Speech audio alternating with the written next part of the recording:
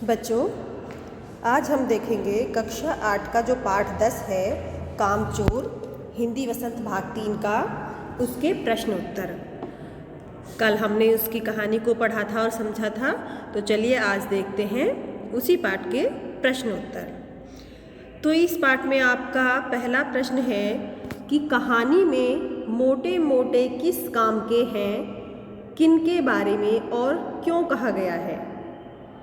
तो पहला प्रश्न का उत्तर क्या है आपका? आपने कहानी पढ़ी, उसमें हमने देखा कि मोटे मोटे किसके बारे में कहा गया था। तो कहानी में मोटे मोटे बच्चों के बारे में कहा गया था कि वो मोटे मोटे हो रहे हैं क्योंकि वो घर के कामकाज में जरा सी भी मदद नहीं करते थे और सारा दिन भर वो खेलते कूदते रहते थे। तो इसलिए उन्होंने सबने घर वालों ने उनको क्या बोलते थे कि इतने मोटे मोटे हो रहे हैं, परंतु ये किसी भी काम के नहीं हैं। प्रश्न 2 है, बच्चों के उधम मचाने के कारण घर की क्या दुर्दशा हुई। तो हमने कहानी में देखा था ये भी, जब जो है बच्चे काम पे लग जाते हैं तो वो घर की क्या हालत कर देते हैं, है ना। जब उनको हिलकर पानी, वो बोला जाता है कि वो हिलकर पानी भी नहीं पीते, तो वो एक दूसरे को धक्के मार मार कर हिलकर पानी पीते हैं और सारे घर में पानी पानी कर देते हैं। और क्या होता है, मटके और सुराइयाँ वो इधर उधर सब लुढ़क जाते हैं, घर के सारे बर्तन इधर उधर हो जाते हैं। जो उनकी मुर्गियाँ थीं वो भागने लगती हैं, कोई कपड़ों को गंदा कर देती है, कोई नाली में गिर जाती है। घर में जो है धूल मिट्टी कीचड़ इन सब चीज़ों का ढेर लग जाता है। भेड़ें जो थी वो सारी मटर खा जाती हैं, सारी सब्जियां खा जाती हैं। तो यही सब हमने पढ़ा था। तो यही सारे कारण हैं कि जो बच्चे उधम मचाते थे तो उसके कारण घर में उनकी बुरी हालत हो जाती है, बुरी दुर्दशा हो जाती है। तीसरा प्रश्न देखिए, या तो बच्चा राज कायम कर लो या मुझे ही रख लो। अम्मा ये कब कहा और इसका क्या परिणाम हुआ। तो कौन कहता है ये बात? अम्मा क्या कहती है कि या तो घर में बच्चों का राज कर लो या फिर मुझे रख लो, क्योंकि अम्मा तो बहुत ज़्यादा परेशान हो जाती हैं जब वो बच्चों को इस तरीके से काम करते हुए देखती हैं। तो अम्मा ने बच्चों द्वारा किए गए घर के हालात को देखकर ऐसा कहा था जब पिताजी ने बच्चों को घर के काम में हाथ बटाने की इजाज़त दे दी थी, है ना। जब उनके पिताजी, उनके अब्बू ने ही तो उनको इजाज़त दी थी काम में हाथ बटाने की, तो उन्होंने फिर क्या किया, उसके बदले में उन्होंने घर को सारे को तहस नहस कर दिया बच्चों ने। चारों तरफ सामान बिखेर दिया, मुर्गियों और भेड़ों को घर में घुसा दिया, जिसका जो है परिणाम हुआ कि काम करने के बजाय उन्होंने घर में और ज़्यादा कई गुना काम बढ़ा दिया था। तो जिसकी वजह से क्या हुआ था, अम्मा जी परेशान हो गई थी, है ना। और उन्होंने पिताजी को साफ साफ ये कह दिया था कि या तो बच्चों से काम करवा लो, नहीं तो मैं अपने मायके चली जाऊंगी। भाई मेरे बस की नहीं है इन बच्चों के साथ इतनी बुरी तरीके से ये काम करते हैं, घर की इतनी बुरी हालत कर देते हैं। तो फिर इसका परिणाम क्या होता है? इसका परिणाम ये हुआ कि पिताजी ने घर की किसी भी चीज़ को बच्चों को हाथ ना लगाने की हिदायत दे डाली। फिर उन्होंने क्या कहा परेशान होकर के कि अब कोई भी बच्चा घर के किसी काम से, किसी सामान से हाथ नहीं लगाएगा, और अगर ऐसा उसने किया तो उसको सज़ा के लिए तैयार रहना पड़ेगा, क्योंकि अम्मा बहुत ज़्यादा परेशान हो गई थी। अब आप लोग ही अगर अपने घर में ऐसा कर दो तो क्या होगा? आपके घर वाले भी यही करेंगे ना आपके साथ। तो कहाँ तो वो बच्चों की हेल्प लेना चाहते थे, उनसे काम कराना चाहते थे, और कहाँ उन्होंने काम करने की बजाय उन लोगों का, बड़ों का काम और ज़्यादा बढ़ा दिया था। तो इसी बात से जो है वो अम्मा जो थी बहुत ज़्यादा परेशान हो जाती हैं। प्रश्न 4 देखिए बेटा, कामचोर कहानी क्या संदेश देती है। अब आपने जब ये कहानी पढ़ी तो आपको क्या लगा कि इस कहानी से हमें क्या संदेश मिल रहा है? तो एक तो यह कहानी हास्य प्रधान है, मतलब कि इसको पढ़ करके आपको हंसी तो ज़रूर आई होगी, है ना। ऐसी कहानियाँ पढ़ के हंसी तो आती है। कि इतना सब कुछ बच्चों ने वो हिल हिल के पानी पीना शुरू कर दिया, मुर्गियों को खोल के भगा दिया और भेड़ों को छोड़ दिया, उन्होंने सब घर तहस नहस कर दिया। तो जो बात थी उसमें हंसी तो आती ही है, लेकिन उसके साथ साथ ये कहानी हमें संदेश भी देती है। तो क्या संदेश देती है ये कहानी हमें? कि बच्चों को उनके स्वभाव के अनुसार, है ना, भाई बच्चे और बड़ों में अंतर तो होता ही है। अब बच्चे बड़े तो नहीं हो जाएंगे, और अगर बच्चे बड़े हो गए तो फिर बच्चे क्या रहे। तो हमें उनके स्वभाव के अनुसार, उनकी एज यानी उम्र को देखते हुए, और उनकी रुचि कि किस काम में उनकी रुचि है या किस काम में उनका इंटरेस्ट है, हमें बच्चे का पता रहता है कि भाई हाँ, ये इस काम को अच्छे से कर सकता है। तो हमें उन चीज़ों को ध्यान में रख के ही उस बच्चे को वो काम सौंपना चाहिए। अब छोटे बच्चे को अगर हम बोलने लगे कि तुम खाना पकाओ, तो क्या वो खाना पका देगा? नहीं ना। मान लो वो खाना पकाने के लिए चल भी दे, लेकिन वो क्या करेगा? क्योंकि उसे तो भाई कुछ भी पता है ही नहीं, उसे काम करना आता ही नहीं है। तो वो काम करेगा भी तो क्या करेगा? सारी किचन में सामान फैला देगा। उसको कोई सामान मिलेगा नहीं, ढूंढेगा तो इधर उधर और ज़्यादा सामान फैलेगा, बर्तन भी टूट सकते हैं उससे, और यहाँ तक कि वो आँच से खुद जल भी सकता है बच्चा, है ना। तो हम बच्चे को ऐसा काम तो नहीं दे सकते ना। तो हमें बच्चे को उसकी उम्र देख करके, उसका स्वभाव, उसकी रुचि देख करके ही उसे काम सौंपना चाहिए। तो जिससे जो है बेबचपन से ही जो रचनात्मक कार्यों में लगन तथा रुचि है उसका वो परिचय दे सकें, यानी कि उनको किस काम में वो निपुण है, किस काम को वो बहुत अच्छे से कर सकते हैं। तो हमें उनको ऐसे काम ही देने चाहिए। उनके ऊपर हमें बड़ों की जिम्मेदारी थोपना बचपन को कुचलना जैसा लगता है ना। अब बड़े छोटे बच्चों को अगर आप ऐसे काम कह दो कि तुम झाड़ू पोछा करो, बर्तन मांजो, कपड़े धो, खाना बनाओ, तो उससे क्या होगा? उनका बचपन भी ख़त्म हो जाएगा और उनको वो काम ठीक से करना भी नहीं आएगा। माना हमें बच्चों को काम देना चाहिए, लेकिन कैसा काम?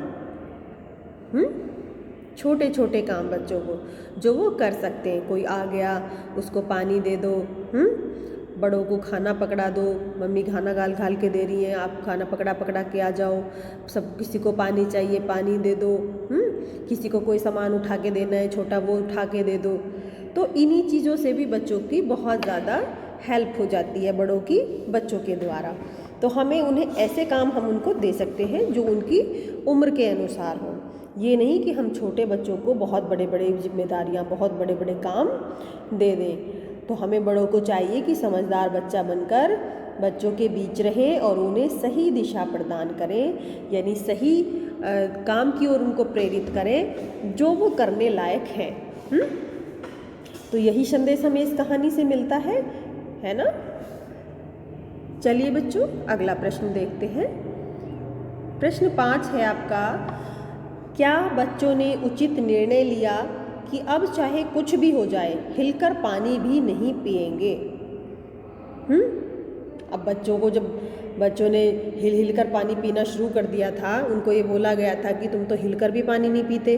तो जब उन्होंने हिलकर पानी पीना शुरू किया तो वहाँ पर जो है अफरा तफरी मच गई। फिर उनको हिदायत मिली कि आप ऐसा कुछ नहीं करोगे। तो फिर उन्होंने क्या किया कि उन्होंने अब ये निर्णय लिया कि हम हिलकर पानी नहीं पिएंगे अब कभी भी। तो क्या उन्होंने वो उचित निर्णय लिया? तो बच्चों द्वारा जो लिया गया निर्णय था वो उचित नहीं था, क्योंकि स्वयं हिलकर पानी न पीने का निश्चय उन्हें और भी कामचोर बना देगा, है ना। यानी फिर तो वो बिल्कुल ही और कुछ भी काम नहीं करना चाहेंगे। तो उन्होंने जो ये निर्णय लिया कि अब हम हिलकर भी पानी नहीं पिएंगे, तो वो भी उनका गलत था। हिलकर पानी पीने का मतलब वहाँ ये नहीं था कि हमें ऐसे हिल के पानी पीना है। हिलकर मतलब एक, जैसे बड़े लोग कह देते हैं ना कि ये तो हिलकर ये भी नहीं करना चाहता, तो हिलना भी नहीं चाहता। उससे मतलब ये था कि थोड़ा बहुत काम बच्चों को करना चाहिए, थोड़ी बहुत बच्चों को बड़ों की मदद करनी चाहिए। हिलकर पानी पीने का मतलब ये बिल्कुल भी नहीं था कि जैसा उन्होंने किया वैसा करना चाहिए। उन्हें काम तो करना चाहिए था, पर समझदारी के साथ। तो अब ये सारी चीज़ें जब हमने उनके काम देखे बच्चों के, तो हमें क्या लगा कि उन्होंने ना समझी के काम किए सारे। वो इतने छोटे बच्चे भी नहीं होंगे कि उनको पता नहीं था कि वो अम्मा किस लिए कह रही हैं। तो कुछ बच्चे शरारत में भी ऐसे काम कर देते हैं, है ना। तो बच्चों को जो है घर के काम, परिवार के काम, उन धंधों को आपस में बांटकर, बड़ों से समझकर पूरा करना चाहिए। जब उनको काम करने के लिए बोला गया था तो उन्हें खुद से खुद आगे आगे नहीं चलना चाहिए था, उन्हें अपने बड़ों की हेल्प लेनी चाहिए थी, उसमें पूछना चाहिए था अम्मा से, अम्मी से कि हमें इस काम को कैसे करना है। अगर वो समझदार होते तो वो उन कामों को भी, बड़े कामों को भी समझदारी से कर सकते थे यदि वो बड़ों का सहारा लेते। लेकिन उन बच्चों ने ऐसा बिल्कुल भी नहीं किया। उन्हें अपने खाली समय का सदुपयोग करना चाहिए था। रचनात्मक कार्यों में मन लगाते हुए परिवार वालों का सहयोग करना चाहिए। रचनात्मक कार्य कैसे होते हैं, जैसे अच्छे घर में आप आर्ट का कोई काम कर सकते हो, क्राफ्ट का कोई काम कर सकते हो, किसी को कुकिंग का शौक़ है, खाना बनाने का, वो उसमें हेल्प कर सकता है ना। तो घर की साफ़ सफाई का शौक़ है, घर की साफ़ सफाई कर सकते हैं बच्चे हल्की फुल्की। तो ऐसे कामों में वे बड़े की मदद कर सकते हैं, लेकिन उन्हें उसमें बड़ों का साथ लेना चाहिए, उनसे पूछकर ही उस कार्य को करना चाहिए। अब देखिए आपकी बुक में कहानी से आगे वाले कुछ प्रश्न, इनको देख लेते हैं कि घर के सामान्य काम हो या अपने निजी काम, प्रत्येक व्यक्ति को अपनी क्षमता के अनुरूप उन्हें करना आवश्यक क्यों है।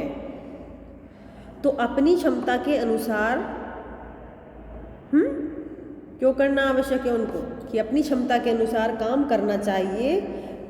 इसलिए वो ज़रूरी है क्योंकि यदि हम अपने घर का कामकाज, अपनी निजी काम नहीं करेंगे तो हम कामचोर बन जाएंगे, है ना। हमें फिर काम करने की बिल्कुल आदत नहीं रहेगी, हम दूसरों के ऊपर निर्भर हो जाएंगे कि वह कोई दूसरा ही हमारे लिए रोटी ला के दे, दूसरा ही हमारे लिए पानी ला के दे, दूसरा ही हमारे सारे कामों को कर दे। तो उससे क्या होगा, इसलिए हमें चाहिए कि हमें दूसरों के ऊपर निर्भर न रहकर, काम दूसरों से न करवाकर स्वयं करना चाहिए और आत्मनिर्भर बनना चाहिए। हमें चाहिए कि हम अपने काम के साथ साथ दूसरों के काम में भी उनकी मदद करें, अपना काम करें अपने अनुसार और अपने समय पर करें। आगे देखिए अगला प्रश्न है कि भरा पूरा परिवार कैसे सुखद बन सकता है और कैसे दुखद। तो कामचोर कहानी के आधार पर ये आपको निर्णय करना है। तो अगर घर के लोग क्षमता के अनुरूप कार्यों को बांट लें, है ना, जो जिस काम को अच्छे से कर सकता है, तो भरा पूरा परिवार जो है वो हमारा सुखद बन सकता है और इससे किसी दूसरे को काम करने की ज़रूरत भी नहीं होगी और तनाव भी उत्पन्न नहीं होगा, यानी कि घर में टेंशन वाली स्थिति भी नहीं बनेगी। और इसके विपरीत अगर इसके उल्टा हम कार्य को नहीं बांटेंगे तो सदा जो है घर में तनाव की स्थिति बनी रहेगी। अगर किसी को काम करने को कहा जाएगा तो वह या तो काम नहीं करेगा या दूसरों का काम समझकर उसे वो मन से नहीं करेगा। तो हमें कामों की क्षमता अनुसार ही कामों को लोगों को बांटना चाहिए परिवार में, और इस तरीके से यदि हम मिलजुल कर काम करेंगे तो परिवार जो है सुखद बनेगा, और यदि मिलजुल कर काम नहीं करेंगे तो परिवार दुखद बनेगा। अब बड़े होते बच्चे किस प्रकार माता पिता के सहयोगी हो सकते हैं और किस प्रकार उन पर वो भार बन सकते हैं। तो कामचोर कहानी के आधार पर आपको अपने विचार व्यक्त करने हैं। तो जैसे आप बड़े होते जा रहे हो तो आप कैसे अपने माँ बाप की हेल्प कर सकते हो या कैसे उनके ऊपर आप वजन बन सकते हो। तो अगर बच्चों को बचपन से अपना कार्य करने की सीख दी जाए तो बड़े होकर बच्चे माता पिता के बहुत बड़े सहयोगी हो सकते हैं। वह अगर अपने आप स्कूल के तैयार हो जाएं, अपने खाने के बर्तन अपनी जगह पर रख दें, अपने कमरे को मतलब साफ़ सुथरा करने में अपने माँ बाप की हेल्प करें। यदि उनसे उल्टा काम हो, यदि इससे उल्टा हम बच्चों को उनका कार्य करने की सीख नहीं देते तो वह सहयोग, हमारा माता पिता का सहयोग करने के स्थान पर उनके लिए भार बन सकते हैं। उनके बड़ा होने पर उन्हें कोई कार्य कराया जाएगा तो वह उस कार्य को ठीक प्रकार से नहीं कर पाएंगे, बल्कि उस कार्य को वो गलत तरीके से करेंगे। जैसे कि कामचोर जो लेख है, इस पर हमने बच्चों का देखा कि जब उन्होंने काम किया तो घर की कैसी हालत कर दी थी, क्योंकि उनको काम करना सिखाया ही नहीं गया था। तो हमें बच्चों को काम करना भी सिखाना चाहिए ताकि वो बच्चों पर माता पिता के ऊपर भार ना बन करके उनका सहारा बने। तो बच्चों आशा करती हूँ कि आपको ये प्रश्न उत्तर अच्छे से समझ में आए होंगे। धन्यवाद।